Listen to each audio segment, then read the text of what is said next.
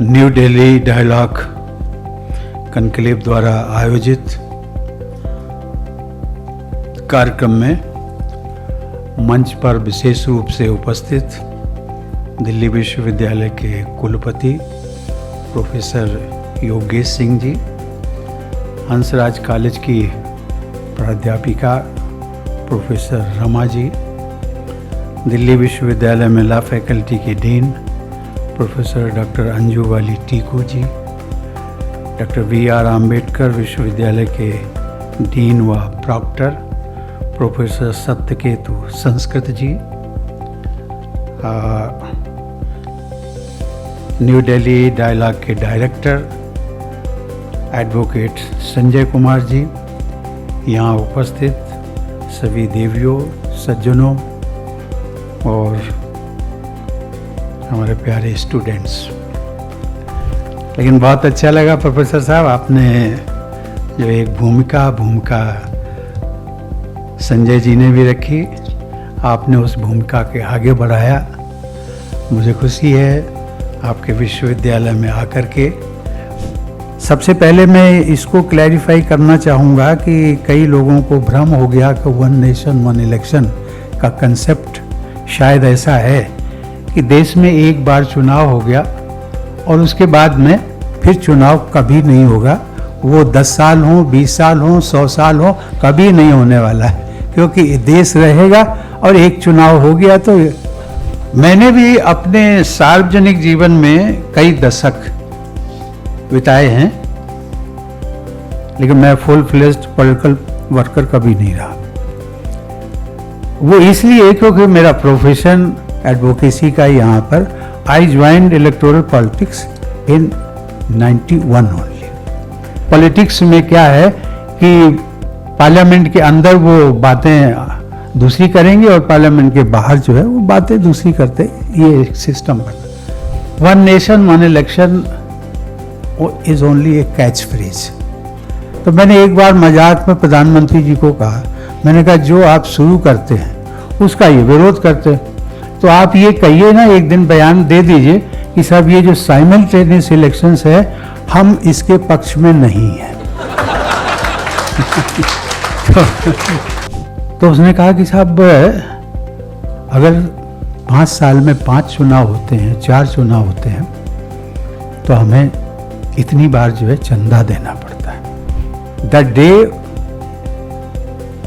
When this project is implemented, one nation one election, उनका अनुमान है कि इंडिया की जीडीपी 1 से 1.5% ऑटोमेटिकली बढ़ जाएगी।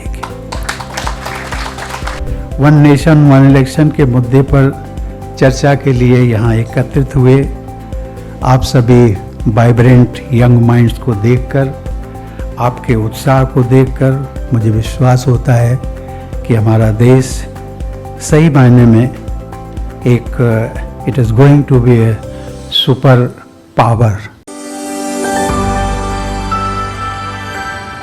अब वो क्षण आ चुका है जिसका हम सब बहुत ही बेसब्री से इंतज़ार कर रहे थे। वो पंक्ति है कि 1000 बर्फ गिरें, लाख आंधियाँ उठें, वो फूल खिल के रहेंगे जो खिलने वाले हैं। ऐसा ही व्यक्तित्व है हमारे माननीय महामहिम जी का। एक छोटे से गांव से यात्रा शुरू करके राज्यपाल और फिर भारत के सर्वश्रेष्ठ प्रथम नागरिक, भारत के महामहिम राष्ट्रपति जी। निश्चित रूप से ये यात्रा देश के उस गरीब से गरीब बच्चे को प्रेरणा देने वाली है कि भारत देश में आप सर्वश्रेष्ठ पद को प्राप्त कर सकते हैं। आपकी वाणी, आपकी विद्वता सब ऊर्जावान है। आदरणीय, आपका अभिनंदन। न्यू दिल्ली डायलॉग कॉन्क्लेव द्वारा आयोजित कार्यक्रम में मंच पर विशेष रूप से उपस्थित दिल्ली विश्वविद्यालय के कुलपति प्रोफेसर योगेश सिंह जी, हंसराज कॉलेज की प्राध्यापिका प्रोफेसर रमा जी, दिल्ली विश्वविद्यालय में लॉ फैकल्टी के डीन प्रोफेसर डॉक्टर अंजू वाली टीकू जी, डॉक्टर वी.आर. आम्बेडकर विश्वविद्यालय के डीन व प्रॉक्टर प्रोफेसर सत्यकेतु संस्कृत जी,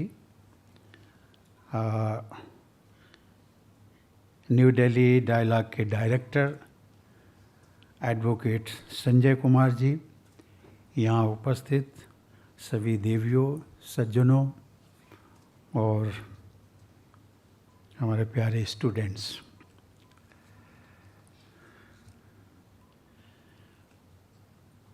वाइस चांसलर साहब जब बोल रहे थे तो मुझे लगा कि शायद ये मेरी स्पीच को समराइज कर रहे हैं तो मैंने इनको आते ही कहा कि आपने मेरा काम हल्का कर दिया लेकिन बहुत अच्छा लगा प्रोफेसर साहब, आपने जो एक भूमिका संजय जी ने भी रखी, आपने उस भूमिका के आगे बढ़ाया। मुझे खुशी है आपके विश्वविद्यालय में आकर के और अपनी बात कहने का मौका देने के लिए। सबसे पहले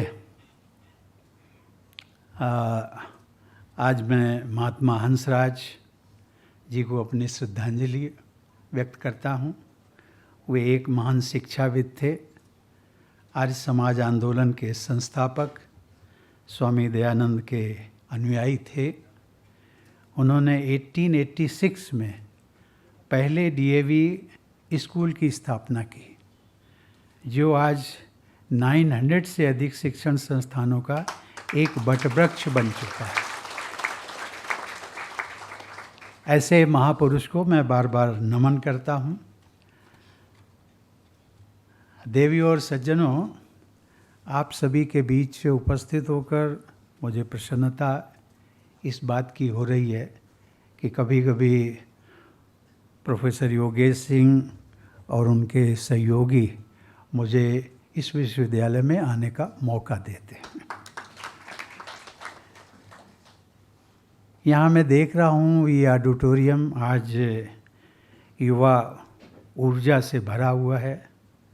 वन नेशन वन इलेक्शन के मुद्दे पर चर्चा के लिए यहाँ एकत्रित हुए आप सभी वाइब्रेंट यंग माइंड्स को देखकर, आपके उत्साह को देखकर मुझे विश्वास होता है कि हमारा देश सही मायने में एक it is going to be a super power.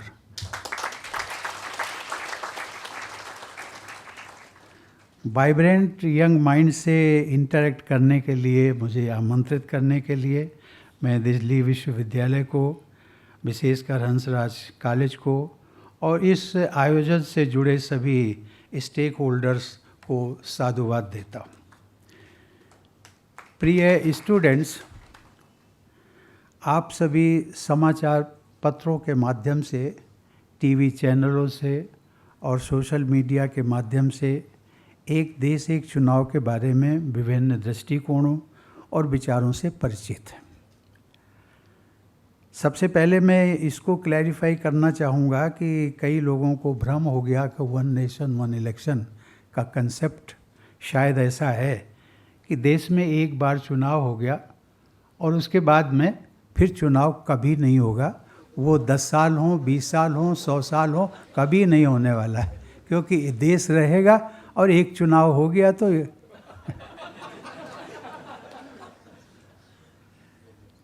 One nation one election is only A catch phrase. सुनने में अच्छा लगता है और इसीलिए उसका नाम इस प्रकार का। हम सब जानते हैं प्रधानमंत्री जी की भी कुछ रुचि है इस प्रकार की, बहुत सारे प्रोजेक्ट्स लेते हैं, उनको इसी प्रकार का वो प्रोजेक्ट करने की कोशिश करते हैं। सही मायने में one nation one election means simultaneous elections.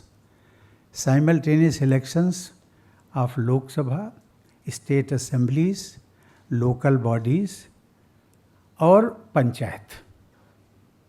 हम सब लोग जानते हैं हमारे देश में ये प्रत्येक स्टेट हो, ये चुनाव का जो 4 चक्र, प्रोफेसर साहब ने अच्छा किया कि उन्होंने 5 साल के 5 चुनाव बताए, लेकिन मैं उसको थोड़ा कम कर देता हूँ। मैं कहता हूँ 4 तो आपके इलेक्शन 4 साल तो जाने ही हैं हर हालत में। और इसको मैं एक उदाहरण दे करके इससे इसकी जो प्रॉस एंड कॉन्स हैं वो बहुत जल्दी समझ में आ जाएंगे। पहले तो मैं यही कहना चाहूँगा कि हमारे संविधान निर्माताओं ने बड़ी विद्वता के साथ में, पूरे विश्व में हमने देखा होगा कहीं कहीं पर जो असेंबलीज या लोकसभा के चुनाव होते हैं 4 साल के लिए होते हैं, कहीं 5 साल के लिए होते हैं, कहीं 6 साल के, एक इस प्रकार का। मैं कभी कभी सोचता हूँ कि हमारे संविधान निर्माताओं ने 5 वर्ष का क्यों रखा। Take the case of United States, वहाँ पर 4 इयर्स का है।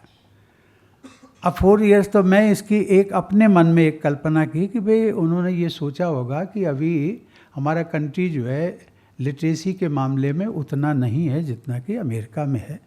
अगर वहाँ पर एक प्रोजेक्ट को हम टेकअप करते हैं तो वो शायद 4 साल में पूरा हो जाता होगा, तो हमें 1 साल का मार्जिन और देना चाहिए तो उन्होंने 5 साल का कर दिया। एक मेरे कॉमन सेंस में ये आया, और उसको ध्यान में देते हुए, और जब ये इसका उल्लेख किया गया संविधान में कि 5 साल का, तो इसका मतलब है कि 5 साल में चुनाव होना चाहिए। यही उनकी इच्छा थी, यही देश की इच्छा है, हर किसी की, क्योंकि एक क्रम बनता है। यदि आप उस क्रम को तोड़ देंगे, आपका लाइफ स्टाइल खराब हो जाएगा। आप कभी भी आप अपने इंडिविजुअल जो आपका है दिनचर्या, उसको यदि आप देख लें कि कभी आप अपना मील्स जो लंच करते हैं कहते हैं, कुछ लोग सुबह सुबह कर लेते हैं घर से निकलने से पहले 8 बजे, कुछ लोग जो है उसको 10 बजे करते, कुछ 12 बजे करते, कुछ सबका अलग अलग है, लेकिन उन सब ने अपना सिस्टम बना रखा है। मेरा इतना ही कहना है कि 5 साल के पीछे देयर इज़ समथिंग लॉजिक, और उस लॉजिक को उसी के अनुसार हमें बताया गया कि 4 लोकसभा के इलेक्शंस होते रहे 1967 तक। अब ये 1967 तक जो हुए हैं ठीक से हुए, अब उसमें कोई किसी प्रकार का प्रश्न चिन्ह नहीं लगाएगा।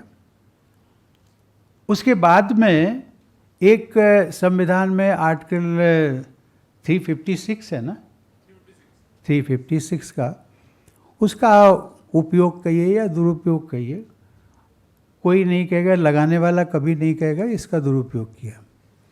लेकिन सरकारें किसकी थी उस रिजीम में? वो जो हुआ वो हुआ, उसको हम कुछ समय के लिए भूल जाते हैं। लेकिन क्या उसको हम रिस्टोर नहीं कर सकते? हमें सोचना पड़ेगा। और यही वीसी साहब ने कहा कि आज हमारे सामने यही है, रिपोर्ट आ गई, अच्छी बात है, देश के सामने है।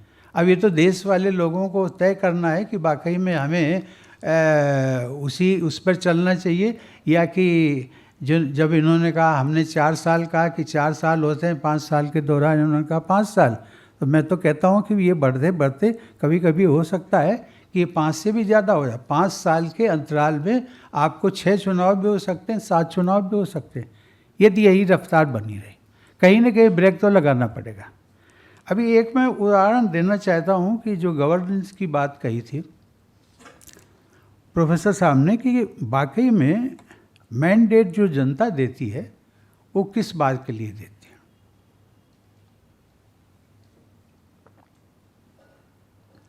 मैंडेट रूलिंग पार्टी को मिलता है गवर्नेंस के लिए, उनके अपने वेस्टेड इंटरेस्ट के लिए नहीं मिलता।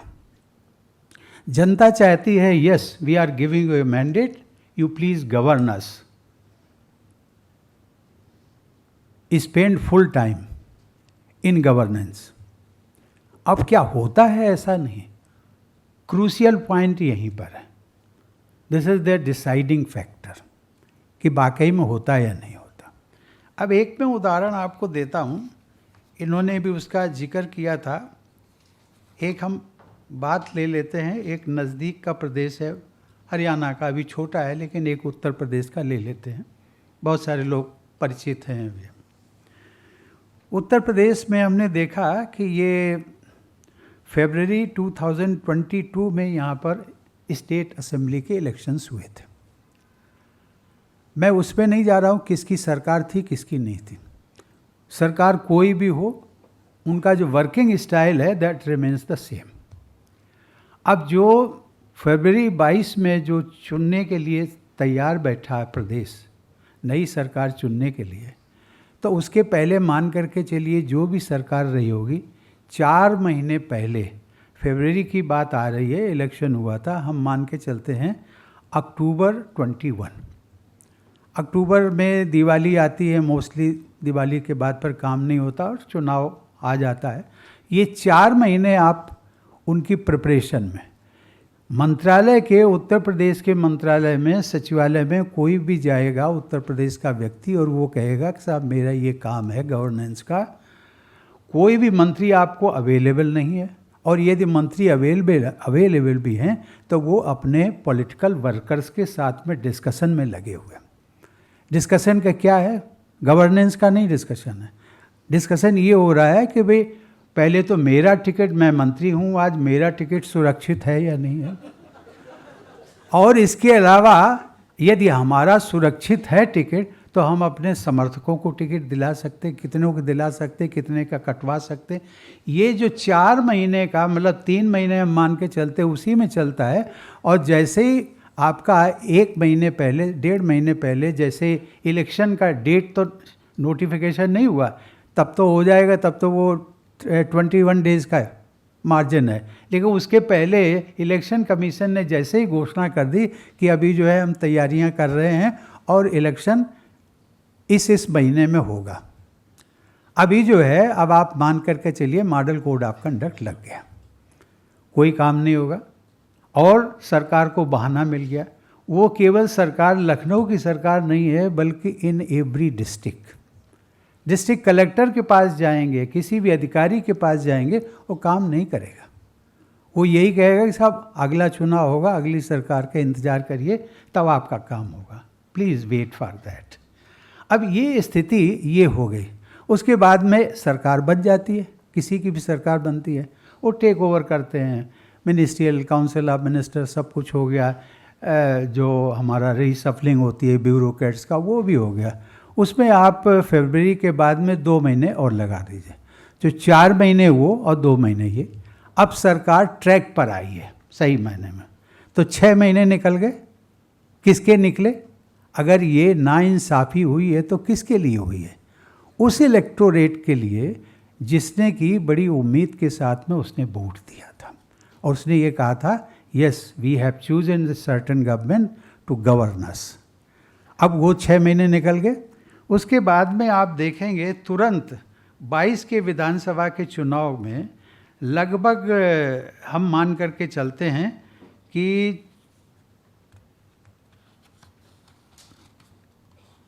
नेक्स्ट ईयर मई 23 में उत्तर प्रदेश में स्थानीय निकाय के चुनाव हुए। अब स्थानीय निकाय के जो 6 महीने हमने ये जोड़े थे, वो आप 6 महीने को, चूँकि एक सरकार बैठ गई है, तो आप 6 महीने की जगह 4 महीने कर दीजिए कि भाई 4 महीने जो है इसी तरीके से चलेगा। लखनऊ के सचिवालय में चर्चा मंत्रालयों में इस बात की होगी कि ये हमारे जो नगर निगम हैं, यहाँ नगर पालिकाएँ हैं, यहाँ पर ये लोग हैं, इनका हम कैसे करेंगे।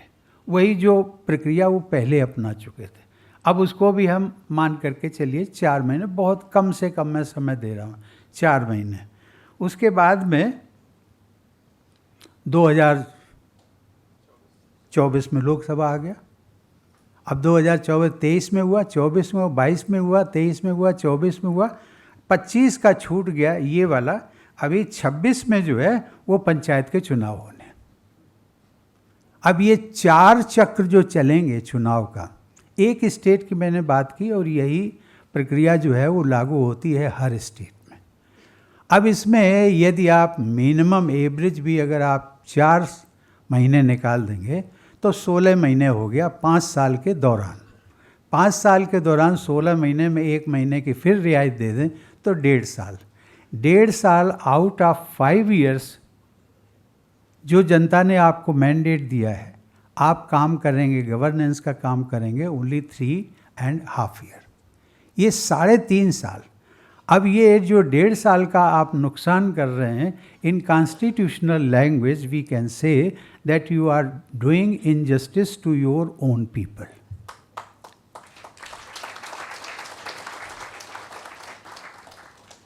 इस पॉइंट से ये समझ में आता है कि वाकई में जो हो रहा है वो ठीक है कि नहीं ठीक है। अगर नहीं ठीक है तो हमें फिर चेंज करना चाहिए, और अगर लगता है कि स्टेटस को मेंटेन करने में ये बहुत अच्छी बात है तो yes, it is up to the people, वो डिसाइड करेंगे। एनीवे,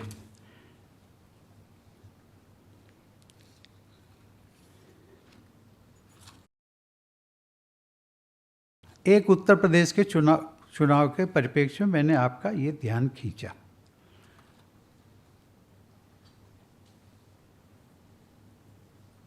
अब इसमें हम देखते हैं कि ये जो साइमल्टेनियस इलेक्शंस का मुद्दा सही मायने में 1967 के बाद में ये स्टार्ट हुआ था। 2 जनरल इलेक्शंस हमने फिर देखे, उनमें बिल्कुल खिचड़ी जैसी रही। आगे वो 69 का आ गया, 70 का आ गया, वीपी सिंह की सरकार रही, 1.5 साल चली। उसके बाद में फिर चला, अटल जी की सरकार बनी, वो भी कभी 13 महीने की, कभी 1.5 साल की। इस तरीके से ये थोड़ा सा सस्टेनेबिलिटी पार्ट जो है, परमानेंसी आया है गवर्नेंस में, ये आपका 2000 के आसपास आया, जबकि अटल जी की पहली सरकार फुल फ्लेज्ड बनी थी। इसका जो इनिशिएटिव लिया कि there must be some electoral reform on this part, वो चुनाव आयोग ने ही लिया। और उन्होंने 1983 में अपनी जो एनुअल रिपोर्ट सौंपी है पार्लियामेंट को, उसमें उन्होंने इसका उल्लेख किया। उन्होंने सजेशन दिया कि देश में साइमल्टेनियस इलेक्शंस होने चाहिए। 99 को विधि आयोग, लॉ कमीशन, उन्होंने भी अपनी रिपोर्ट में यही बात कही। इनका मैं, ये जो संस्थाएं हैं, इनका मैं उल्लेख इसलिए कर रहा हूँ क्योंकि ऐसे नहीं है कि आला पे सडन जो है इस गवर्नमेंट ने वो टेकअप कर लिया और जनता के उसमें मैदान में, डोमेन में डाल दिया कि भाई ये होना चाहिए नहीं होना चाहिए। बहुत सोच समझ करके अब ये 2 कॉन्स्टिट्यूशनल संस्थाएं हैं उन्होंने। उसके बाद में जब 2000 में हमारे संविधान के लागू होने के 50 साल पूरे हुए थे, उस समय अटल जी की सरकार थी। उस समय अटल सरकार ने भारत के पूर्व मुख्य न्यायाधीश जस्टिस M.N. वेंकटचलैया, उनकी अध्यक्षता में एक राष्ट्रीय आयोग का गठन किया था। और इस आयोग को भारत के संविधान के कामकाज की समीक्षा करने और आधुनिक युग में सामाजिक एवं आर्थिक विकास को गति देने के लिए संभावित संशोधनों को प्रस्तावित करने का दायित्व दिया गया था। इस रिपोर्ट में जस्टिस वेंकटचलैया ने भी देश हित में साइमल्टेनियस इलेक्शंस को लागू करने का सुझाव दिया था। हाल ही की बात करें तो 2015 में विधि और न्याय से संबंधित अब यहाँ पर पार्लियामेंट्री कमेटी आ गई, स्टैंडिंग कमेटी। उन्होंने ये विषय रखा 2015 में, और उससे संबंधित एक बहुत बड़ी कमेटी होती है 30 मेंबर्स की, MPs की, जिसमें कि mostly 20 comes from Lok Sabha and 10 comes from Rajya Sabha. ऐसा एक कंपोजिशन बन करके होता है। उसमें वो जो रिपोर्ट के चेयरमैन थे वो कांग्रेस पार्टी को बिलोंग करते थे।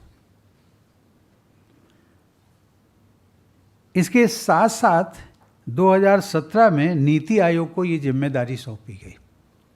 उन्होंने भी इसी परिप्रेक्ष्य में कहा कि yes, in the country there has to be simultaneous elections. इन संस्थाओं का उल्लेख मैंने इसलिए किया है कि ये जितनी सारी संस्थाएं हैं, दे आर कॉन्स्टिट्यूशनल इंस्टीट्यूशंस। अब कॉन्स्टिट्यूशनल इंस्टीट्यूशंस आपको एक बात के लिए रिकमेंड करें और फिर अगर कोई ये कहे कि भाई ये परसेप्शन जो है या ये प्रोजेक्ट जो है 1 नेशन 1 इलेक्शन का, साइमल्टेनियस इलेक्शंस का, it is a non constitutional, it is against the principles of constitution, तो मैं उसके साथ जोड़ दिया कि ये भी तो कॉन्स्टिट्यूशनल प्लेटफार्म्स हैं, इंस्टीट्यूशंस हैं। भाई आप उनकी उपयोगिता, और they have been founded by not only the government but even prior governments. मैंने भी अपने सार्वजनिक जीवन में कई दशक बिताए हैं, लेकिन मैं फुल फ्लेज्ड पॉलिटिकल वर्कर कभी नहीं रहा।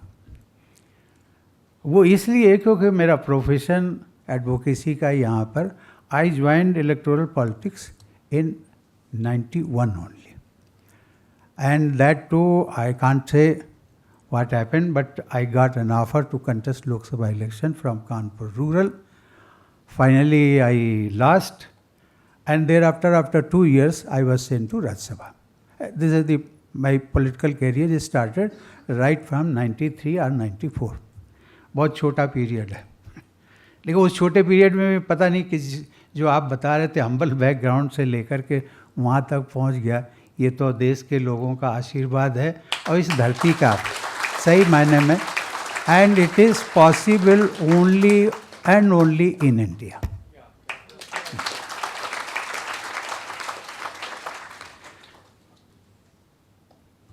इस दौरान मैंने स्वयं बहुत करीब से देखा कि बार बार चुनाव के चक्र से देश और समाज के विकास में क्या क्या बाधाएं आती हैं। इस मुद्दे पर पिछले कई वर्षों से मेरे लिए एक अलग से भूमिका भी रही है, और इसको ऐसा नहीं है कि मैं राष्ट्रपति बना, राष्ट्रपति बनने के बाद फिर ये मुद्दा आया।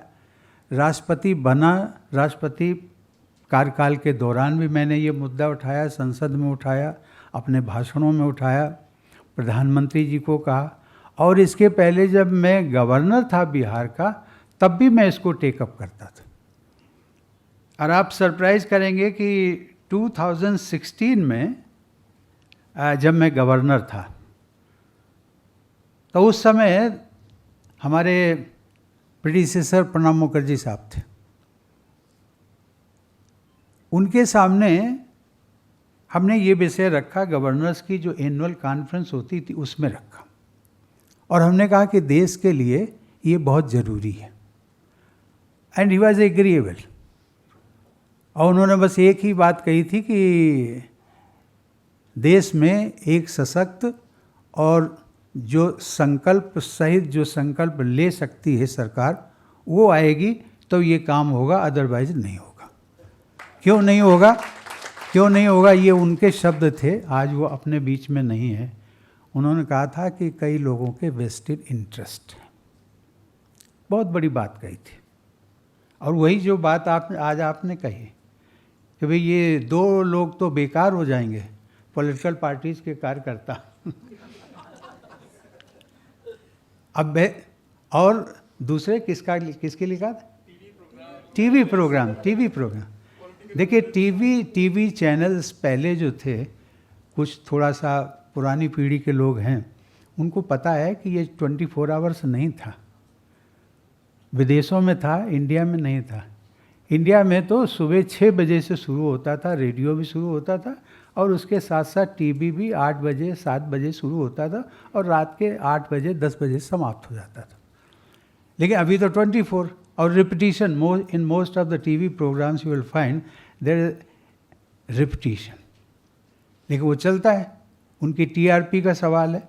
अब ये TRP means vested interest of media,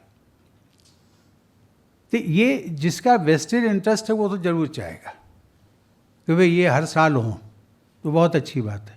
अच्छा है आपके यहाँ स्टूडेंट्स का जो यूनियन का चुनाव होता है वो 1 साल के लिए होता है, प्रत्येक साल होता है, पर इसको आप उससे इक्वेट मत करिए, because your union is not given a mandate to govern, it is only to facilitate the university administration, और अपने राइट्स को प्रोटेक्ट करने के लिए अपनी बात को कहने का अधिकार देता है। ये अभी इस कमेटी के सामने हमने 47 पॉलिटिकल पार्टीज़ को उनको हमने इनवाइट किया, और ना जिसको कहते हैं ना कि एडिक्वेट अपॉर्चुनिटी, एक लीगल टर्म है एडिक्वेट, ऐसा नहीं कि हमने नोटिस भेज दिया कमेटी की तरफ से, आप आइए ना आइए, बुलाया है, नहीं आते हो तो हम भी भूल जाएंगे, ऐसा नहीं। Rather we send reminders to them.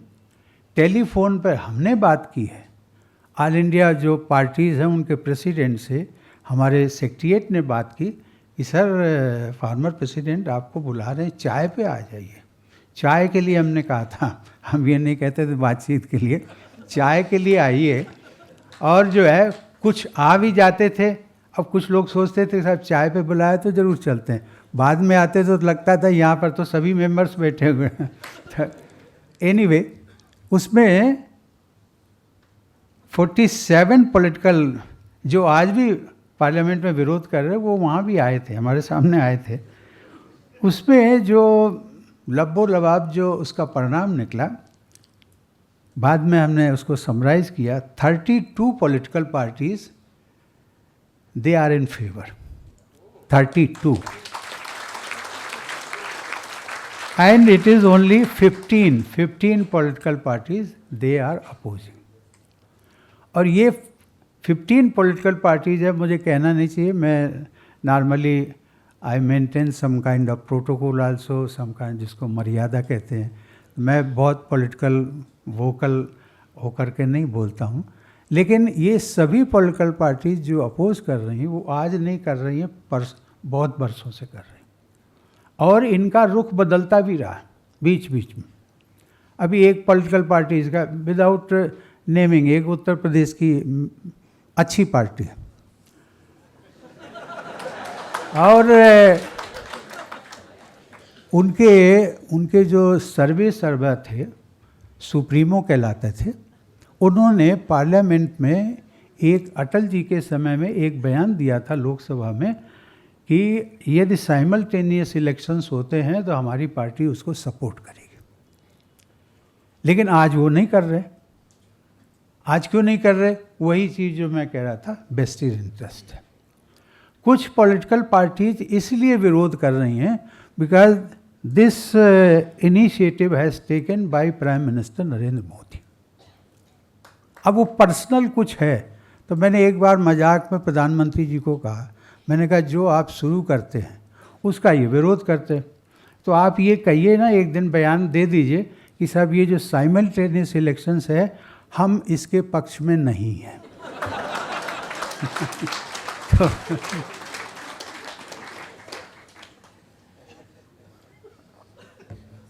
क्योंकि इमीडिएट रिस्पांस फिर वही आएगा, आप नहीं हैं हम हैं इसके पक्ष में।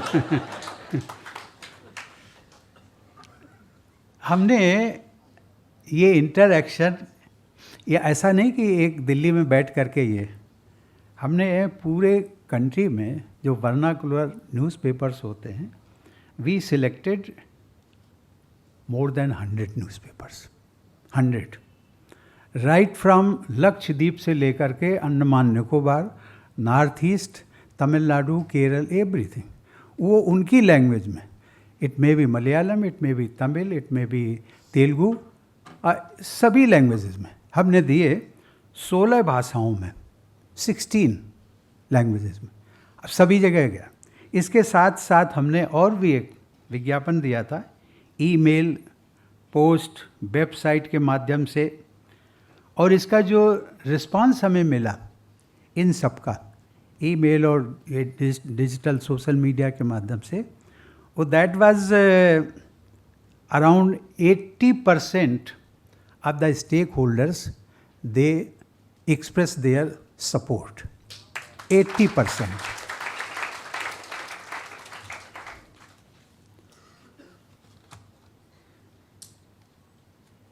इसके साथ ही हमारी कमेटी ने, जिसका उल्लेख किया योगेश जी ने भी, कि लीगल और कॉन्स्टिट्यूशनल एक्सपर्ट्स समेत हमने सभी स्टेक होल्डर्स से परामर्श किया।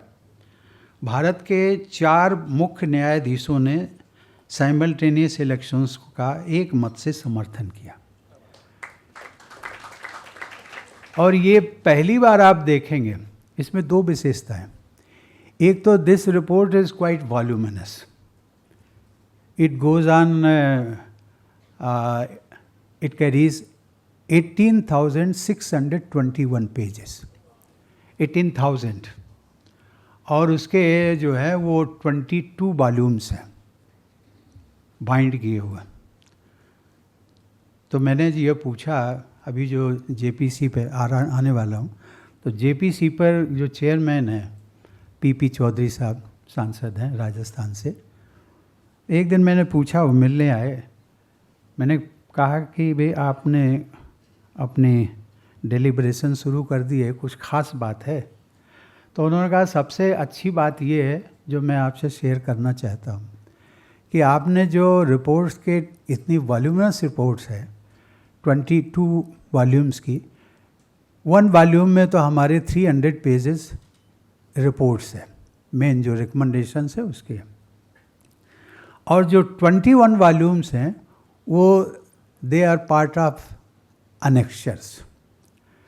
यदि कोई भी जो व्यक्ति इंटरेस्टेड हो इस रिपोर्ट को पढ़ने में, उसको किसी लाइब्रेरी में नहीं जाना पड़ेगा, उसको किसी प्रोफेसर से कंसल्ट नहीं करना पड़ेगा, किसी सुप्रीम कोर्ट के एडवोकेट या किसी लाइब्रेरी में नहीं जाना पड़ेगा, कहीं नहीं।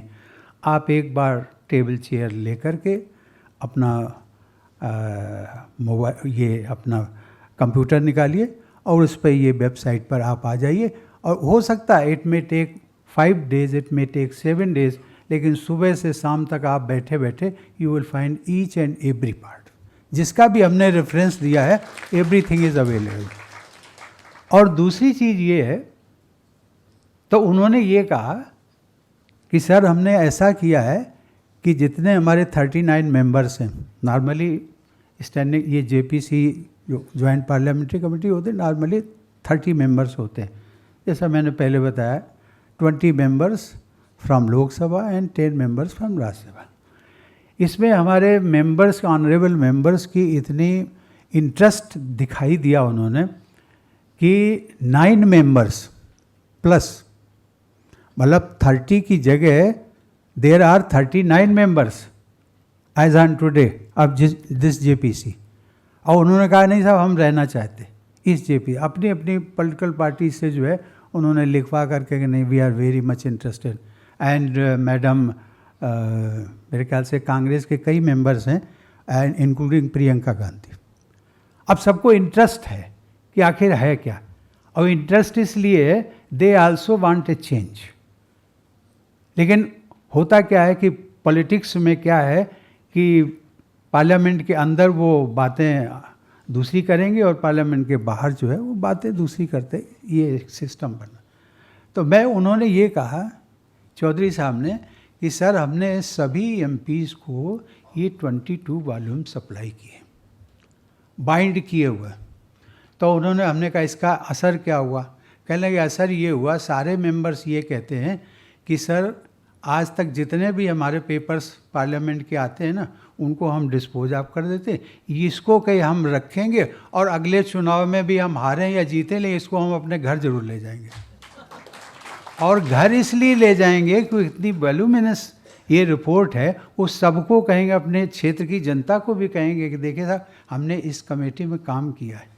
और वो सब लोग सरप्राइज़ करेंगे, जैसे वकीलों को देखते हैं ना, वकीलों को कहना नहीं चाहिए, हम भी रहे हैं कि बुक्स इतनी होती हैं, अभी किसी से ठीक है रेफरेंस के लिए जब देखते हैं तो पता चल जाता है क्या, लेकिन उनका कभी हो सकता है कि कोई बुक जो है, कोई रेफरेंस बुक जो है वो 5 साल 10 साल में ना भी खुली हो, ऐसा भी होता है, लेकिन एक है वहाँ। तो ये उनमें क्यूरियोसिटी है।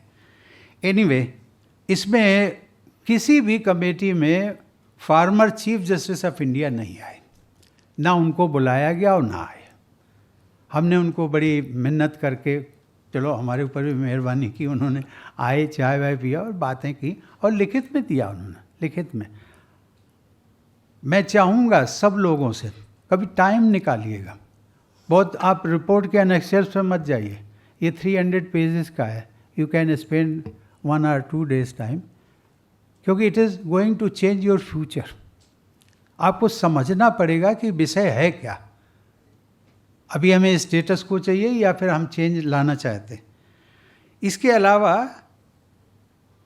जो फॉर्मर चीफ इलेक्शन कमिश्नर्स थे, वर्तमान ने भी समर्थन दिया। फॉर्मर चीफ इलेक्शन कमिश्नर्स, उनकी भी संख्या 4 थी, उन्होंने भी समर्थन दिया। हाई कोर्ट्स के हमने फार्मर चीफ जस्टिस को इनवाइट किया, जो मेजर हाई कोर्ट्स थे और पुराने, जैसे कि take the case of Bombay high court, Madras high court, Calcutta high court, Delhi high court, Allahabad high court, इस तरीके से हमने लिए। उन सबके भी 12 में से जो अपियर हुए हैं, 12 farmer chief justice of high courts, उसमें 9 chief justice they supported. State election commissioners को भी हमने बुलाया, उसमें भी 8 में से 7 state election commissioners, bar council of India, अखिल भारतीय अधिवक्ता परिषद, वो भी आए, उन्होंने भी समर्थन किया। जो हमारा ट्रेड एंड इंडस्ट्री से जुड़े हुए एसोसिएशंस हैं, एसोचेम, CII, फिक्की जैसे उद्योग और व्यापार से जुड़ी संस्थाओं ने भी एक मत से समर्थन किया। अभी सब समर्थन कर रहे हैं, इनको हमने कुछ मतलब we have not rather persuaded on our own, we have heard them कि आप हमें बताइए ये विचार ये आता है, देश में लागू होता है, तो इसके बेनिफिट्स आपके क्या क्या है।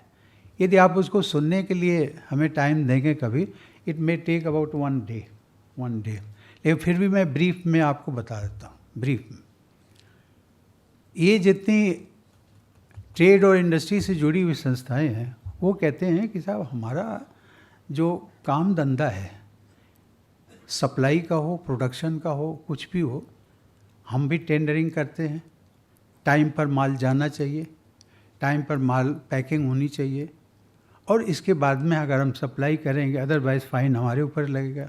अब एक एग्ज़ाम्पल देता, एक इसी संस्था किसी ने दिया था कि जो लेबर का पलायन होता है, माइग्रेशन, साल में अगर 5 चुनाव, 5 नहीं तो 5 साल में 4 चुनाव होते हैं, तो आप क्या समझते हैं कि हमारा बिहार हुआ, उत्तर प्रदेश हुआ, झारखंड हुआ, आपका उड़ीसा हुआ, वहाँ का जो लेबर यहाँ आता है, तो वो क्या, उनके यहाँ जब चुनाव होगा, दिल्ली में चुनाव की 1 तारीख है आज की तारीख में, और वहाँ पर उड़ीसा में चुनाव की तारीख दूसरी है।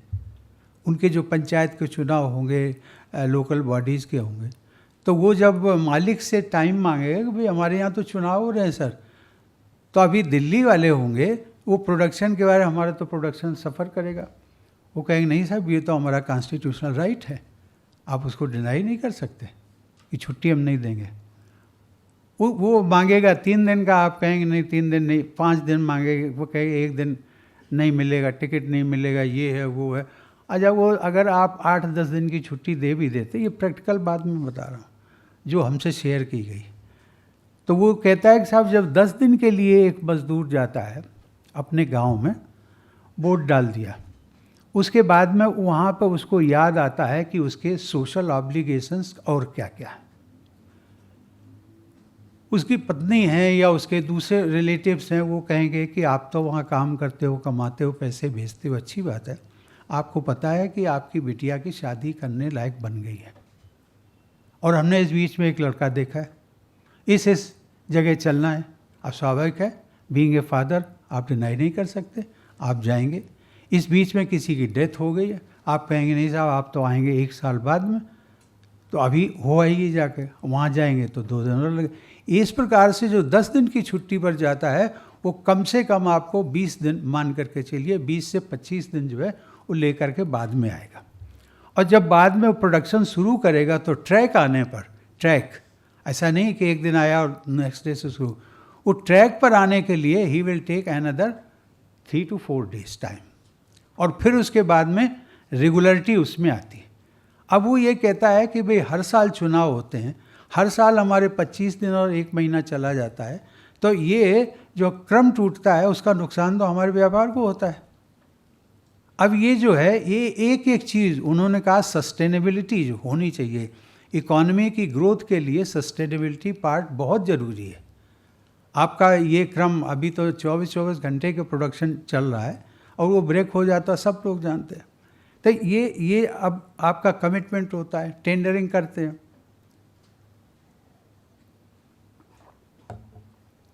उसमें आप फेल हो जाते हैं। यहाँ पर जो है आप फेल हुए और आपका बिजनेस जो है दैट इज़ एडवर्सली अफेक्टेड। अब एक बड़ा मुद्दा, वो आपसे सीधे संबंध नहीं है, लेकिन आप लोगों के भी पेरेंट्स होंगे या क्या है। एक बार मैं बहरीन गया इसी दौरान, गल्फ़ कंट्री में, तो वहाँ पर उन्होंने Bahrain and India Bahrain chamber of commerce, उन्होंने एक इवेंट रखी, उसके साथ साथ उन्होंने होस्ट किया तो कुछ हमारे इंडियन इंडस्ट्रियलिस्ट बैठे थे। तो वो कहने लगे, साहब आप जिस कमेटी की चेयरमैन है ना, हमें उम्मीद है कि जिस पर्पज़ के लिए बनाई गई है उसमें आप सक्सेसफुल होंगे एंड हम आपको एंटीसिपेटरी ग्रीटिंग्स देना चाहते हैं। हैं? तो मैंने कहा कि भाई आप तो मोस्टली केरल के हो, आपको इंडिया से क्या लेना देना, कभी कभी आते जा। नहीं साहब, हमारा पूरा तो व्यापार वहीं से चलता है, केरल से, और हम तो यहाँ आते जाते हैं केवल, बाकी सब लोग देखते, हमारा दोनों जगह। तो हमने कहा आपको परेशानी क्या है, अगर स्टेटस को भी बना रहे तो क्या परेशानी। कहने लगे, साहब मैं परेशानी बताऊँगा आपको, ये बहुत वैसा सब्जेक्ट नहीं है, ऐसा हमने इसको रिपोर्ट में नहीं डाला, लेकिन ये जो हमारा इंटरेक्शंस हुए उनमें क्या क्या चीज़ निकल करके आई हैं वो मैं आपको बता। तो उसने कहा कि साहब अगर 5 साल में 5 चुनाव होते हैं, 4 चुनाव होते हैं, तो हमें इतनी बार जो है चंदा देना पड़ता है, और चंदा देने में हमें कोई आपत्ति नहीं है। आपत्ति होती है क्योंकि ये जो पॉलिटिशियंस हैं वो हमारे टाइम की वैल्यू नहीं समझते, और एक डिस्ट्रिक्ट हो या एक आपका स्टेट का हेडक्वार्टर हो, मान करके चलिए 8 से 10 political parties, major political parties हैं, और 2-3 तो होती हैं, 2-3 तो मोस्ट मेजर पॉलिटिकल पार्टीज़, बाकी जो हैं वो सपोर्टिंग पार्टीज़ रहती हैं, तो 8 से 10 होंगे। 8 से 10 उसने उदाहरण दिया कि साहब मैं आपको प्रैक्टिकल बात बता रहा हूँ, 8 से 10 पॉलिटिकल पार्टीज़ एक दिन में 2 पॉलिटिकल पार्टीज़ कभी नहीं आएंगे चंदा लेने, एक आएगी, वो पहले से तय कर लेते हैं, और हमसे भी बात करेंगे तो पूछेंगे कि भाई आज और तो कोई नहीं, किसी को नहीं बुलाया, तो जब हम कह देते हैं, कंफर्म करते हैं कि नहीं आज नहीं कल बुलाया, हाँ तो मैं आता हूँ, तो आज कहने लगे आ गए। अब समय देते हैं 11 बजे का और आते हैं साहब 3 बजे। अब हमारा देखिए जो फर्स्ट पोस्ट लंच हो गया और आपका प्री लंच हो गया, तो दोनों हमारे जो हैं वो डिस्टर्ब हो जाते। सुबह जब वो 11 बजे का समय दिया तो हमने अपने किसी भी व्यापारी इंडस्ट्रियल को अपने यहाँ नहीं बुलाते, और जब वो आते इतने बजे हैं तो फिर उस समय भी नहीं हो पाता, तो उनका टाइम वैल्यू इनको नहीं पता। और ये आते हैं चंदा, तो हम जब भी एक चुनाव होगा तब भी हम देंगे और ज़्यादा देंगे, लेकिन ये जो टाइम हमारा कितना होता है, उसने कैलकुलेट किया कि साहब एक चुनाव में हमारा जो है कम से कम 10 दिन का टाइम हमारा चला जाता, और 10 दिन का टाइम का मतलब ये है कि 5 साल में 10 × 5 = 50। 50 का मतलब हम मान के चलते हैं 2 मंथ्स एवरेज। अब ये 2 मंथ्स को लोग नॉर्मल वे में कहेंगे यार सब चलता है, कोई बात नहीं, ऐसे ही चलता है, लेकिन वो 2 मंथ्स जो है बहुत होते हैं। ये एक ऐसा एग्जाम्पल मैं वैसे शेयर किया इन ए लाइटर मोड। अब ये आपने कभी देखा होगा, देखते तो सब हैं, इस पर हमने कभी एनालाइज नहीं किया होगा। आप लोग तो यूनिवर्सिटी लेवल के प्रोफेसर्स हैं, लेक्चर्स हैं, डीन्स हैं, सब लोग फैकल्टी, लेकिन कभी आपने देखा होगा कि आपका जो निचले स्तर का है, निचले स्तर का मतलब एजुकेशन का जो एक हायरार्की है, उसमें आप से नीचे जो होंगे वो सेकेंडरी स्कूल्स आ गए, उसके भी नीचे स्कूल्स हैं, अब वो चाहे प्राइवेट हो या सरकारी हो। जैसे ही इलेक्शन की घोषणा होती है, इलेक्टोरल लिस्ट जो है वो रिवाइज होती है। जैसे ही आपके इलेक्शंस होते हैं तो इलेक्शंस का मान करके चलिए कि इन्हीं की ड्यूटी लगाई जाती है। अब ये बताइए, स्कूल बंद नहीं होता है, स्कूल कॉलेजेस बंद नहीं होते हैं, लेकिन इनका जो टीचिंग स्टाफ है they are deputed on electoral duty. अब होगा क्या? होगा ये कि जब बच्चों को, स्टूडेंट्स को वर्किंग आवर्स नहीं, टीचिंग वर्क वो नहीं मिलेगा, वर्क आवर्स नहीं मिलेंगे तो सिलेबस छूटेगा। नॉर्मली क्या हम सुनते हैं, दिल्ली हो या कहीं पर भी ये सुनते हैं कि भाई इस बार जो है वो आउट ऑफ सिलेबस था पेपर। सही मायने में पेपर आउट ऑफ सिलेबस नहीं था, इसलिए क्योंकि जो पढ़ना चाहिए था, जो टीचर्स फैकल्टी को पढ़ाना चाहिए था, वो नहीं पढ़ाया गया। और पढ़ाया इसलिए नहीं गया क्योंकि वो उनकी ड्यूटी लगी हुई थी। तो जो सबसे वर्स्ट कैजुअलिटी, मैं कहता worst casualty is the education sector. और सबके बच्चे पढ़ते हैं, आपके बच्चे पढ़ते हैं, हमारे बच्चे पढ़ते हैं, सबके पढ़ते हैं। हम शायद रियलाइज़ ना करें इतना डीप जा कर के, लेकिन एडवर्सली अफेक्ट जो हैं वो सबके बच्चे होते हैं। देवी और सज्जनों,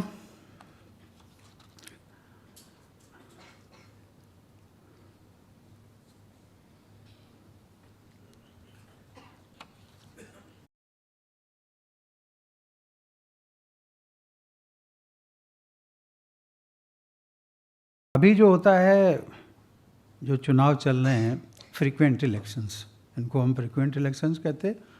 हमारा प्रपोजल है साइमल्टेनियस इलेक्शंस का। तो इसमें आपने देखा होगा कि आचार संहिता लगती है, उसका मैंने विवरण किया आपके। चुनावी तैयारियों के कारण सरकारी कामकाज और जो विकास कार्य जो रुक जाते हैं, हर स्टेज पर रुकते हैं। अभी एक मैं अपना ही उदाहरण दे दूं, मैं कानपुर से हूँ। तो जब 2017 में प्रेसिडेंट बना तो वहाँ के सर्किट हाउस में, नॉर्मली हम प्रेफर करते हैं गवर्नमेंट गेस्ट हाउस, तो वहाँ गए। तो वहाँ पर मुख्यमंत्री भी थे, गवर्नर मैडम भी थे, सब लोग। तो हमने पूछा कि भाई इतना बड़ा आपका सर्किट हाउस है, इसमें कोई प्रेसिडेंशियल स्वीट तो बनवा दीजिए आप।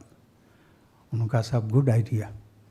और 2017 में जुलाई में हमने टेक ओवर किया और उत्तर प्रदेश की सरकार ने शायद अक्टूबर में एक उसको टेंडर में निकाल दिया।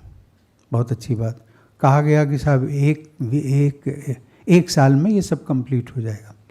उस समय जो उसकी टेंडर कास्ट थी, आप सरप्राइज करोगे, दैट वाज अराउंड 55 lakhs। एक दिन न्यूज़ में आया, इसलिए मुझे अभी कुछ ही दिन पहले आया था वहाँ का ये। उसके बाद में वो धीरे धीरे मैं राष्ट्रपति भवन से बाहर भी आ गया, प्रेसिडेंशियल स्वीट नहीं बना है अभी तक। जो है, जब मैं पिछली बार गया तो उन्होंने कहा कि साहब बस आप नेक्स्ट टाइम जब आप आएंगे ना, तब उसी में हम ठहराएंगे आपको। और ये कहते कहते जो है वो नए डीएम भी आ गए, ना जाने कितने डीएम आकर के चले गए। और वो साहब उसकी कास्ट जानते कितने, वो 55 लाख की जगह जो थी वो 5.5 करोड़ हो गई, और तैयार अभी भी नहीं। ये हाल केवल एक प्रोजेक्ट का नहीं है, ये चाहे आपके दिल्ली का हो या दिल्ली से बाहर के स्टेट्स हो, right from Jammu Kashmir to Kerala, आप देखेंगे ये आपका सब जगह यही है। अब इसमें देखिए कितना एक्सपेंडिचर, हमारा जो एक्सचेकर है, स्टेट एक्सचेकर, वो कितना खर्च होता है। अगर यही मान लीजिए यही आपके साइमल्टेनियस इलेक्शंस हो जाएं, जिसका कि वीसी साहब ने उल्लेख किया कि, तो आप मान करके चलिए कि 5 साल में एक बार होगा। 5 साल में एक बार का मतलब है कि आप 3 महीने निकाल दीजिए, 4 महीने निकाल दीजिए, तो कम से कम जो मैंडेट 5 साल का मिलता है उसमें आप कम से कम 4 साल और 8 महीने तो आप दे सकेंगे गवर्नेंस के लिए, खर्चा बचेगा आपका। तो ये सब चीज़ें जो हैं वो बहुत मायने रखती हैं। और इसीलिए मोदी जी तो बात करते हैं विकसित भारत की, और करते करते मुझे लगता है 2014 से शुरू किया तो उन्होंने टेम्पो तो बन गया है, अच्छी तरह बना है। और इसमें कोई शक नहीं है, before 47 we will be a developed country. अभी इंडिया को जो एक ट्रैक पर लाए हैं ये भारत सरकार, उस ट्रैक के कारण जो है now India's voice is heard eight global level. पहले ऐसा नहीं था। अब एक मैं उदाहरण उसके साथ, ये आउट ऑफ कंटेक्स्ट ज़रूर लगता है, लेकिन मैं उसका एक संदर्भ इसलिए देता हूँ कि जब मैं जाता था फॉरेन कंट्रीज ऑफिशियल विजिट्स पे, तो वो हालांकि हमें बहुत कम समय मिला, वो 2.5 साल ही मिला, कोरोना बीच में आ गया। उस 2.5 साल में जो है वो केवल हम 34 कंट्रीज़ कर पाए थे, पूरा 34 ऑफिशियल विजिट्स। और उसमें कई कंट्रीज़ में ये होता था जो मैं शेयर करना चाहता हूँ। पहले हमने सुना था, आज भी हिंदुस्तान में आप देखेंगे हमारा कोई काउंटर पार्ट प्रेसिडेंट हो या प्राइम मिनिस्टर हो, प्राइम मिनिस्टर कभी नहीं जाते एयरपोर्ट पर, ना प्रेसिडेंट। मैं कभी भी प्रेसिडेंट एज प्रेसिडेंट एयरपोर्ट पर नहीं गया किसी भी रिसीव करने के लिए। इवन व्हेन February 20 में प्रेसिडेंट ट्रंप आए थे, आई डिड नॉट गो। ये हमारे यहाँ है भी नहीं परंपरा। विदेशों में जब ये नरेंद्र मोदी जी के बनने के बाद में वो जो चेंज आया, चेंज मैं शेयर कर रहा हूँ, वो तो उस समय तब तो 3-4 साल हो गए थे 17 के बाद में। तो मैंने देखा कि साहब कुछ कंट्रीज से हमारे फॉरेन मिशन, यहाँ जो एक्सटर्नल अफेयर्स मिनिस्ट्री है, उसमें मैसेजेस आते थे। मैसेजेस आते थे from the prime minister of that country, जो होस्ट कंट्री है, या फिर प्रेसिडेंट के ऑफिस से। और वो ये कहते थे, क्योंकि जो यहाँ से गाइडलाइंस जाएगी उसी को वो मानने के लिए तैयार है। उनकी रिक्वेस्ट ये आती थी कि साहब इंडियन प्रेसिडेंट को रिसीव तो हम सब करेंगे एट द एयरपोर्ट, और जब प्रेसिडेंट आएंगे तो प्रोटोकॉल के मुताबिक प्राइम मिनिस्टर को भी आना है, दोनों आएंगे। हमें ये बता दीजिए, हम ये चाहते हैं कि वहाँ से, और जब इंडियन प्रेसिडेंट हमारे या तो राष्ट्रपति भवन में आए, मतलब प्रेसिडेंशियल पैलेस कहलाता है, या कोई बहुत आलीशान होटल होगा या कहीं, तो एयरपोर्ट से जाने में लगभग मिनिमम 15 मिनट और ज़्यादा से ज़्यादा आधा घंटा। इस प्रकार उनकी ये आती थी, मैसेजेस ये आते थी कि साहब आई as president should be allowed to accompany the Indian president while traveling from airport to presidential house। और इसी तरीके से प्राइम मिनिस्टर का भी आता था। वो कहते थे कि साहब हम बड़ी गाड़ी भेज दें, लेकिन सवाल ये होता था कि एट वन टाइम 2 को आप नहीं कर सकते एडजस्ट, तो एक को ही कर सकते। मतलब ये था इंडियाज़ वॉइस, जिसको मैंने कहा कि now it is India's voice is hurt. आप देखेंगे प्राइम मिनिस्टर साहब जाते हैं ना, अभी तो उसमें आ जाता है, कवरेज में आता, कोई ऐसा एयरपोर्ट नहीं होगा जहाँ पे प्राइम मिनिस्टर उनके काउंटर पार्ट हो या प्रेसिडेंट। इंक्लूडिंग प्राइम मिनिस्टर जाते हैं और उनके देश के प्रेसिडेंट जो हैं, he is at the airport to receive our prime minister.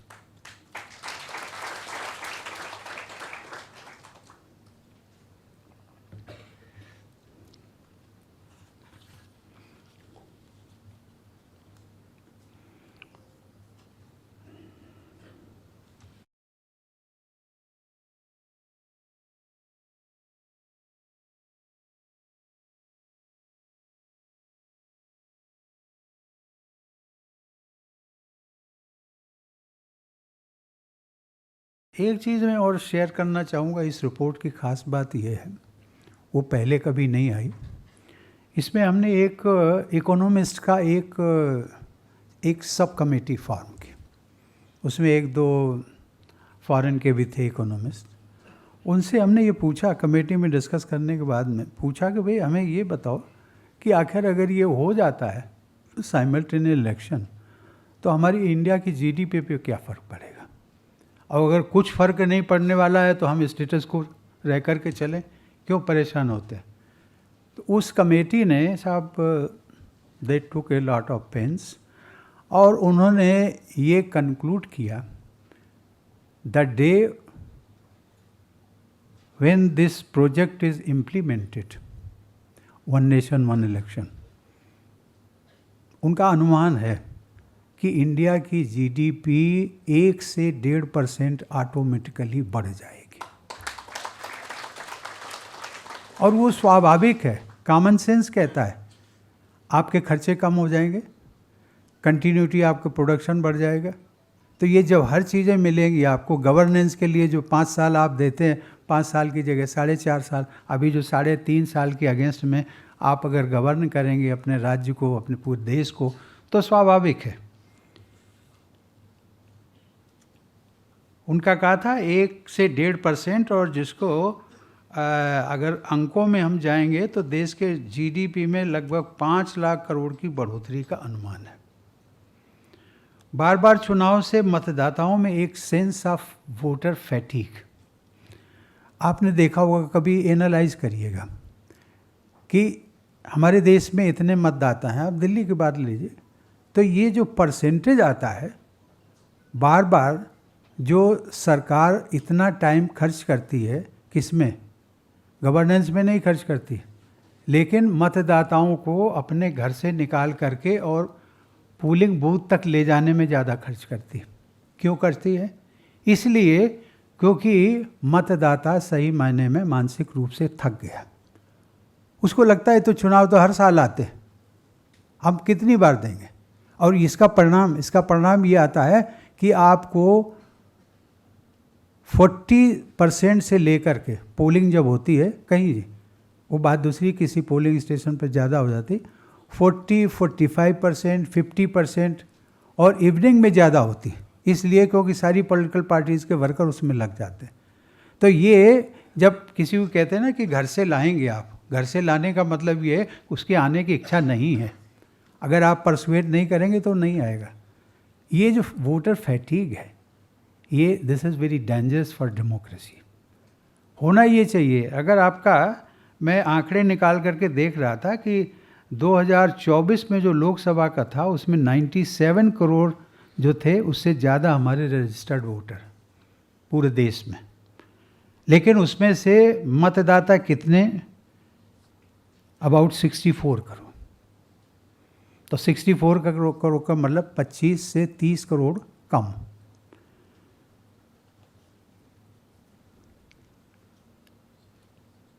और अगर ये नहीं होता, अगर ये नहीं होता, 5 साल में एक बार चुनाव होगा, तो लोगों को लगता है कि भाई 5 साल के बाद ही हमें एक बार मौका मिलेगा, चलिए।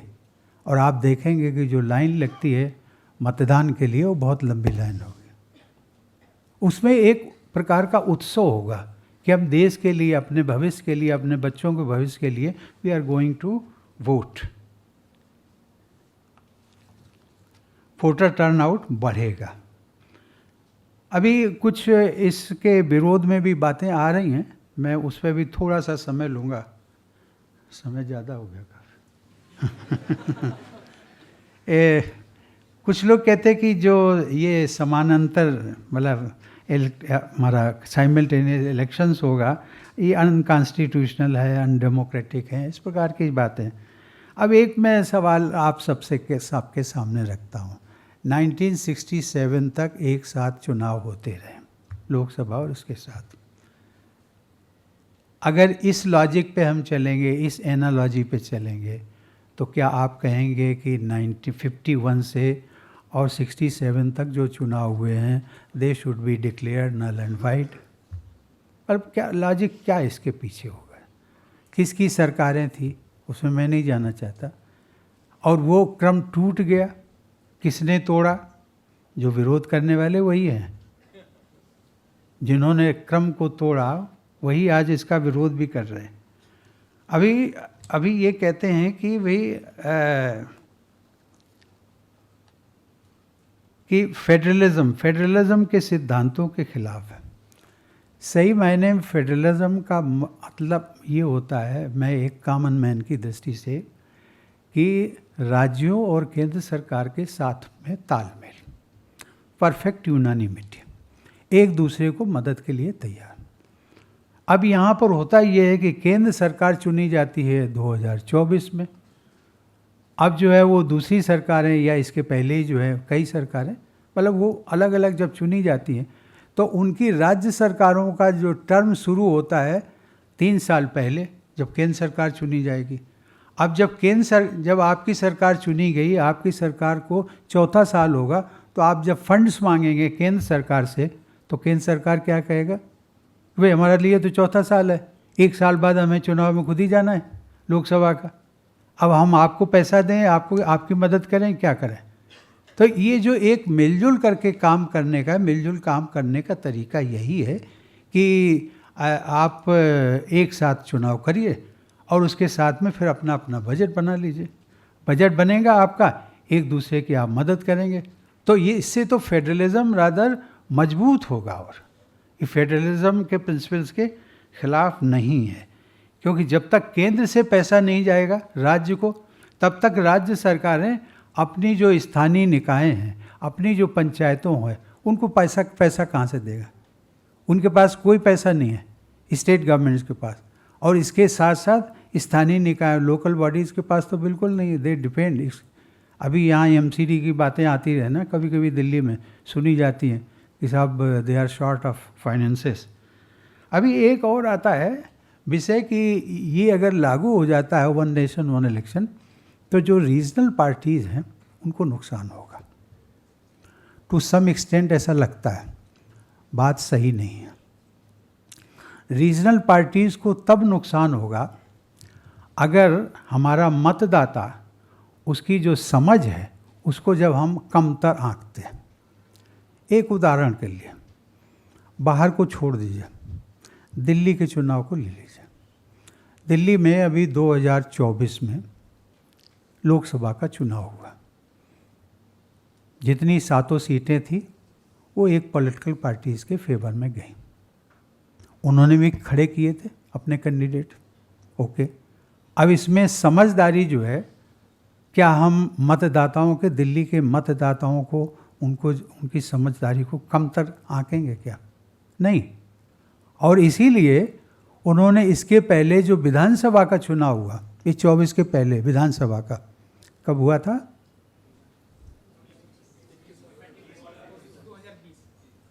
20 में, हाँ 20 में हुआ, क्योंकि 25 में ये अभी हुआ।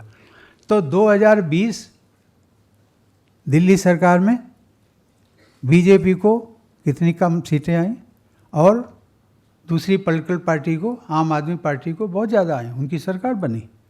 अब ये कोई कहे कि वे दिल्ली के जो मतदाता हैं वो कमतर है उनकी समझ को। और मैं कभी कभी कहता हूँ कि पॉलिटिकल पार्टीज जो है वो रादर एक धोखे में, भ्रम में रहती है। जितना मतदाता समझदार होता है उतनी पॉलिटिकल पार्टीज के नेता नहीं होते। लेकिन पॉलिटिकल पार्टीज के नेता मानेंगे कभी नहीं। वो यही कहेंगे नहीं हम ज़्यादा समझदार हैं। आप नहीं समझदार हैं, उनका मूड देखिए, जनता का, मतदाताओं का मूड देखिए। लेकिन ये जो और ये एक उदाहरण नहीं मैंने दिल्ली का दिया, उड़ीसा का देख लीजिए। उड़ीसा का भी 2-3 साल पहले चुनाव हुआ था, उसमें उन्होंने, मतदाताओं ने वहाँ की असेंबली में जो है वो नवीन बाबू को दिया, इस सरकार के पहले, 24 के पहले। और जो है वो केंद्र के लिए जो है वो बीजेपी को दिया। ऐसे ही आपका तमिलनाडु हो या दूसरी पॉलिटिकल पार्टीज़ हैं, तेलंगाना हो, उनमें भी यही स्थिति को देखेंगे। कुछ लोग साइमल्टेनियस इलेक्शंस की व्यवहारिकता, प्रैक्टिकलिटी पर सवाल उठाते। इतना बड़ा देश, प्रोफेसर साहब ने कहा, मुझे भी थोड़ा सा डर लग रहा था। उन्होंने कहा था इस देश के अलग अलग रिलीजन हैं, अलग अलग लोग हैं, भाषा अलग बोलते हैं, अलग अलग उनकी खान पान है, अलग अलग उनके बहुत सारी चीज़ें हैं, एजुकेशन है, सब चीज़ें हैं। इतनी डाइवर्सिटी के बाद में भी अगर आप एक चुनाव कराएंगे, कैसे पॉसिबल? एक है, आशंका है सही मायने में। ये अब मान करके चलिए, अगर 97 करोड़ के लिए यदि आप लोकसभा का चुनाव करा सकते हैं, तो 97 के ही उसी चक्र में तो सभी आ जाएंगे। वोटर तो वही होगा। इसमें क्या होगा? एक मतदान केंद्र पर जो है आपका लोकसभा का मतपेटी होगी, एक आपकी असेंबली की होगी। और हमने 2 ही को रखा है, ये ध्यान रखिएगा। हमने 2 ही के इलेक्शन की बात की है एट वन टाइम। वो जो आपका लोकल बॉडीज़ और पंचायत के हैं, उनके लिए हमने 100 डेज़ का मार्जिन दिया। उसके पीछे कारण वो बताऊंगा। ये 2 इलेक्शन आप साथ साथ कर लीजिए, मतदान की मत पेटियाँ जो हैं वो 2 होंगी जा कर के, इसमें क्या प्रॉब्लम है। हाँ, ये है कुछ इंफ्रास्ट्रक्चर बढ़ाना पड़ेगा, और वो इंफ्रास्ट्रक्चर के लिए इसीलिए जब कमेटी फॉर्म हो रही थी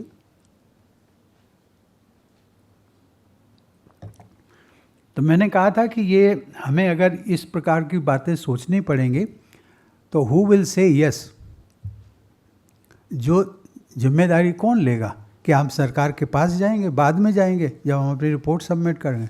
तो हमने कहा कि जो रिस्पॉन्सिबल मिनिस्टर हो he should be a member, and that is why we coopted home minister and we also coopted law minister, क्योंकि वो दोनों मिनिस्टर जो कंसर्न मिनिस्टर है।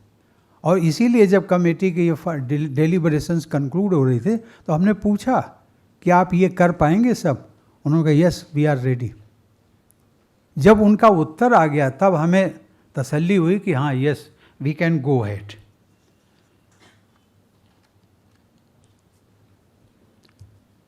प्यारे स्टूडेंट्स, देवी और सज्जनों, पिछले वर्ष जैसा इन्होंने उल्लेख किया, मेरी समिति की हमने अपनी रिपोर्ट को राष्ट्रपति जी को सौंप दी। उसके बाद कैबिनेट ने उसको मंजूर किया और उसे लागू करने की दिशा में आगे बढ़े। कॉन्स्टिट्यूशनल अमेंडमेंट बिल 2 डाले गए हैं, उनको लोकसभा में पेश किया गया, और उसके पश्चात जो है JPC headed by mister PP Chaudhary member parliament, वो जो है वो डेलिब्रेट पान कर रही हैं। अभी मुझे लगता है कि क्योंकि पार्लियामेंट के सामने आएगा जब भी होगा, parliament is this has got the sovereign power and supreme law making body, उनका जो आखिरी फैसला होगा जा कर के, वो इसमें कुछ करना भी चाहेंगे, तब्दीली करना चाहेंगे, जो भी होगा वो हम देश के सामने आएगा। प्यारे छात्र छात्राओं, आप सभी आज की तारीख में स्टूडेंट्स हैं, but tomorrow you are going to be the leader of the country. आप नीति निर्माता भी बनेंगे, एडमिनिस्ट्रेटर भी होंगे, शिक्षक भी होंगे और जिम्मेदार नागरिक बनेंगे। इसलिए यह आवश्यक है कि आप सब किसी भी विषय पर अपनी राय बनाते समय प्रामाणिक जानकारी लें और तर्क संगत सोच के माध्यम से अपने विचारों को विकसित करें। मेरा केवल आपसे अपील यही होगी कि इस रिपोर्ट को पढ़िए और इसको लॉजिकल कंक्लूजन तक ले जाइए, क्योंकि आप ओपिनियन मेकर्स भी हैं। आप जब अपनी बात को किसी भी बीच के में रखेंगे, पीपल विल हियर यू। और देश के हित में क्या है, देश के हित को जो है वो प्रायोरिटी देते हुए यदि आप इस रिपोर्ट को पढ़ेंगे तो मुझे लगता है कि एक पॉजिटिव कंक्लूजन पर पहुंचेंगे। अपने दोस्तों, परिवारों और साथियों के साथ इस पर चर्चा, ये पॉलिटिकल इमोशंस में मत जाइएगा। ये लगे कि नहीं मोदी जी ठीक हैं इसलिए हम कर रहे हैं, ऐसा नहीं है। मोदी जी गलत भी हो सकते हैं, इंसान ही तो हैं। जो अच्छा हो, देश के लिए क्या अच्छा है, ये देश के लिए स्टेटस को में रहना अच्छा लगता है, बार बार चुनाव में जाना और मतदाता नहीं। आपने जो बात एक कही थी, मुझे कभी कभी प्रोफेसर साहब डर ये लगता है कि यदि मतदाताओं का टर्न आउट, अभी तो आप 40-50 में, ठीक है, we are living in a democracy, आप कहेंगे 30% भी अगर आ जाता है तो जिसका 32% मिला उसी को सरकार दे देंगे। पे this is a point to be thought upon कि ये परसेंटेज कम क्यों हो रहा है।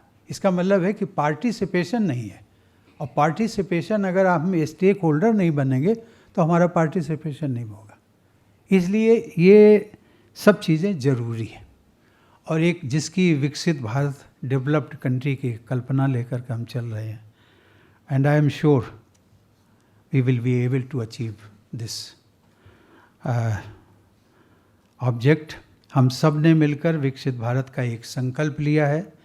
एक देश एक चुनाव हमारी इस विकास यात्रा को आगे बढ़ाने में एक कैटलिस्ट का काम करेगा। मेरा मानना है कि ये चुनावी सुधार that will be the biggest electoral reform जब लागू होगा तो हमारे देश के इतिहास में सबसे बड़े सुधार के रूप में जाना जाएगा और ये हमारी विकास की राह में एक गेम चेंजर साबित होगा। With these words I conclude and thank you.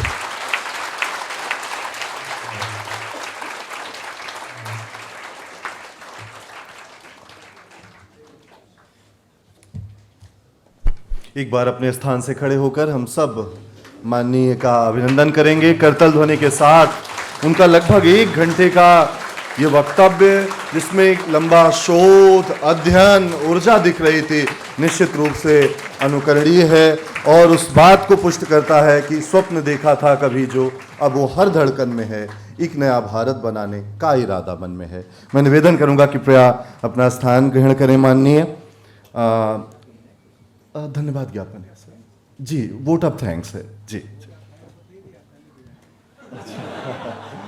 ठीक है, ठीक है जी जी जी।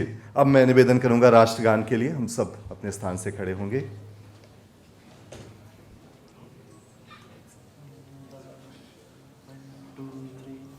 जय गण मन अधिनायक जय हे भारत भाग्य विधाता, पंजाब सिंध गुजरात मराठा द्राविड़ उत्कल बंगा, विंध्य हिमाचल यमुना गंगा उच्चल जलधि तरंगा, तब शुभ नामे जागे तब शुभ आशीष मांगे, गाए तब जय गाथा जन गण